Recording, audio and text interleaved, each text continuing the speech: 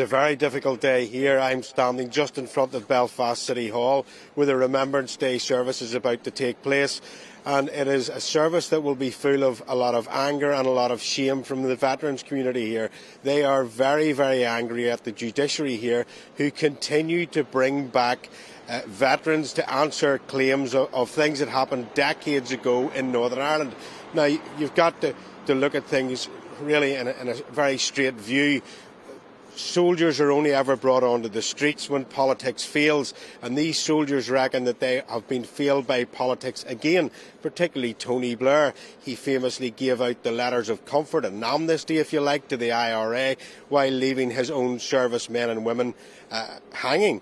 And they continue to be brought back to Northern Ireland to answer claims for stuff that, I mean, Dennis Hutchings was twice investigated before and twice told he had no claims to answer. In fact, in the last 10 years, the Historical Inquiries team said that there would be no chance ever of Dennis Hutchings ever facing prosecution.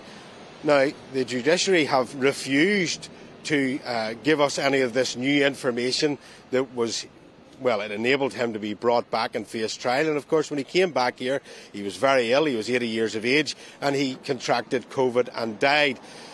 I spoke yesterday to an ex-veteran, a part-time soldier in the British Army who was shot, and these veterans really have lost faith in the government.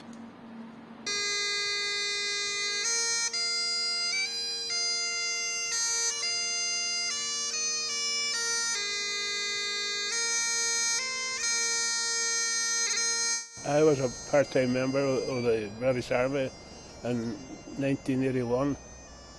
May 1981, and I was going to my work and I was shot by terrorists.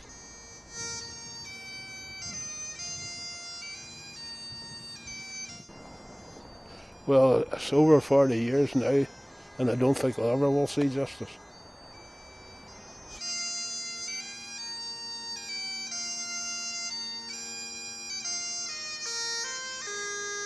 I like the Remembrance Day, I know that brings everything back to you, you know, you keep thinking back, you know. What you could have been one of them that they're leaving the wreath for, you know.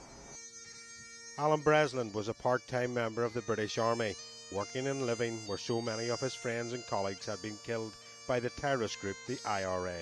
When I was going into my work, on through the entrance, they aimed to get me going in through the gates. And that's when they fired, you know, out of the motor.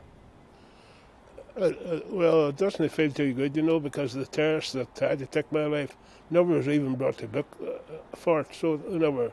I know, and then they're looking for justice and rights for a soldier shooting at them, and after all, the soldier was only doing his job, you know, that's what he was, you know, defending his country. Dennis Hutchings was brought back to Belfast to face charges of which twice before he was told he was clear of.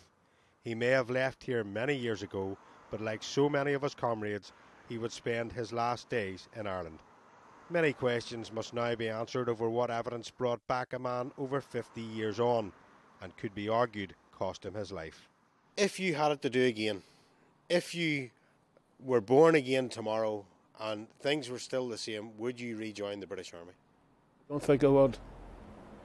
I would have to be considered, but I don't think I would. Dougie Beattie, GBNews, Belfast.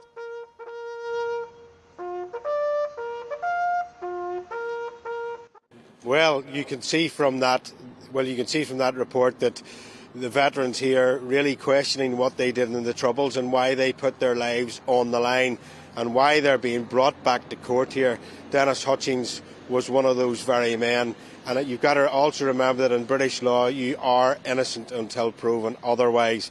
And that seems to be failing the veterans here. His funeral will take place at 1 o'clock today in Plymouth. He will be afforded military honours, and it is a very, very sad day for Belfast.